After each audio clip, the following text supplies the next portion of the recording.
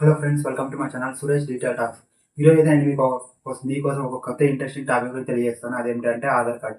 Aadhaar card అనేది ఎందుకు create చేశారు? మన ఇండియాలోకి ఎప్పుడు లాంచ్ అయింది? ఆధార్ కార్డ్ లేకపోతే ఏం జరుగుతుంది? అసలు మన ఆంధ్రప్రదేశ్‌లోకి ఆధార్ కార్డ్ ఎప్పుడు వచ్చింది? ఆధార్ కార్డ్ లేకపోతే ఏమేమి నష్టాలు జరుగుతాయి అనేది మీకు వీడియోలో పూర్తిగా తెలియజేస్తాను. ఈ వీడియోని మీరు తప్పకుండా ఎండ్ వరకు చూడండి. ఆధార్ కార్డ్ అంటే ప్రతి ఒక్కరికి తెలిసే ఉంటుంది. ఎందుకంటే చిన్నప్పటి నుంచి పెద్దల వరకు ప్రతి ఒక్కరికి ఆధార్ కార్డ్ ఉంటుంది. ఈ ఆధార్ కార్డ్ ఎప్పుడు లాంచ్ చేశారంటే 2009 జనవరి 28న ఆధార్ ప్రైవేట్ వాళ్ళు లాంచ్ చేశారు. ఇది కూడా government of India under the UIDAI వాళ్ళు క్రియేట్ చేశారు. యూఐడిఏఐ అంటే unique identification of authority of India.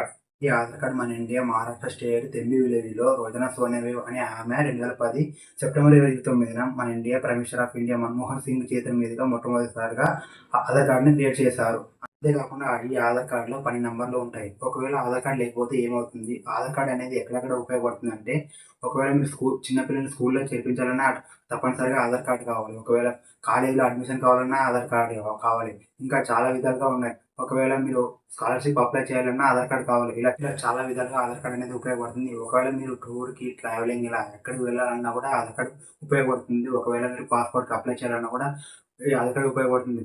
మీరు ఒకవేళ మొబైల్ కొనాలంటే ఈఎంఐ ద్వారా కొంటారు. అప్పుడు కూడా ఆధార్ కార్డ్ అనేది ఉపయోగపడుతుంది. ఒకవేళ మీ మొబైల్‌లో సిమ్ లేకపోవడంతో అప్పుడు సిమ్ కొనాలన్నా కూడా ఆధార్ కార్డ్ ఉపయోగపడుతుంది. ఒకవేళ మీరు డైలీ డేటా వాడడం వల్ల 1.5 జీబీ సరిపోవడం లేదంటే అప్పుడు జియో పెట్టించుకోవాలన్నా కూడా ఆధార్ కార్డ్‌ని ఉపయోగించి సెట్ చేసుకోవాలి. దాంతో పాటు మీరు కొత్తగా బ్యాంక్ అకౌంట్ ఓపెన్ చేయాలన్నా కూడా ఆధార్ కార్డ్ అనేది ఉపయోగపడుతుంది. పాన్ కార్డ్ అప్లై చేయాలన్నా కూడా ఆధార్ కార్డ్ ఉపయోగపడుతుంది. దాంతో పాటు మీరు ఒకవేళ లోను, ఇన్సూరెన్స్, ఇన్వెస్ట్‌మెంట్ ఇలా ఏది చేయాలన్నా కూడా ఆధార్ కార్డ్ అనేది తప్పనిసరిగా ఉపయోగపడుతుంది.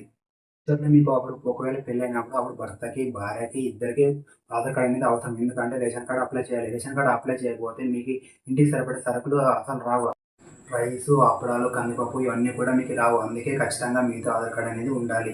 దాంతో పాటు మీకు ఎల్‌పీజీ గ్యాస్ సిలిండర్ కావాలన్నా ఆధార్ కార్డ్ ఉంటేనే అప్లై చేయొచ్చు. అప్పుడు ఒకవేళ ఆధార్ కార్డ్ లేకపోతే మీకు అప్లై చేయడానికి కుదరదు. మీకు అప్పుడు గ్యాస్ సిలిండర్ రాదు.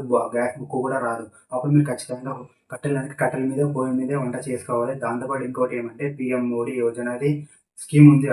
అది కూడా అప్లై చేయాలంటే మీకు ఖచ్చితంగా ఆధార్ కార్డ్ అనేది అవసరం అవుతుంది. ఒకవేళ సాఫ్ట్‌వేర్ జాబ్, గవర్నమెంట్ జాబ్ వచ్చిందంటే జాయిన్ అయ్యేటప్పుడు 12థ్, 10థ్ డిగ్రీతో మార్క్ లిస్ట్‌తో పాటు ఖచ్చితంగా ఆధార్ కార్డ్ అనేది అవసరమైతే ఉంటుంది. దాంతో పాటు ఇంకొక విషయం ఉంది. అదేంటంటే ఇప్పుడున్న యంగ్ పీపుల్స్ అంతా చాలామంది గవర్నమెంట్ జాబ్ అప్లై చేయాలన్నా, ఆర్మీ జాబ్ అప్లై చేయాలన్నా, కానిస్టేబుల్ అప్లై చేయాలన్నా, పోలీస్ ఇలా ఏది చేయాలన్నా కూడా ఖచ్చితంగా ఆధార్ కార్డ్ అనేది ఖచ్చితంగా ఉపయోగపడుతుంది. దాంతో పాటు ఇంకొక విషయం ఉంది. అదేంటంటే ఇప్పుడు అందిన తాజా వార్త, ఆర్టిఫిషియల్ ఇంటెలిజెన్స్ ఉపయోగించి ఫ్రాడ్ పీపుల్స్ ఫేక్ ఆధార్ కార్డ్‌ని క్రియేట్ చేస్తున్నారు. కాబట్టి మీరు ఖచ్చితంగా ఎవరెవరికంటే ఆధార్ కార్డ్ ఐడీని ఆధార్ కార్డ్ నంబర్‌ని ఎవరికీ షేర్ చేయకండి. ఇలాంటి కొత్త కొత్త సమాచారాలు కావాలంటే ఈ ఛానెల్‌ని సబ్స్క్రైబ్ చేయండి. ఈ వీడియోకి నచ్చినట్లయితే ఒక లైక్ చేయండి. మీరు మాకు ఏమైనా తెలియాలంటే ఒక కామెంట్ చేయండి. దాంతో పాటు పక్కన ఉన్న బెల్ ఐకాన్‌ని క్లిక్ చేయండి.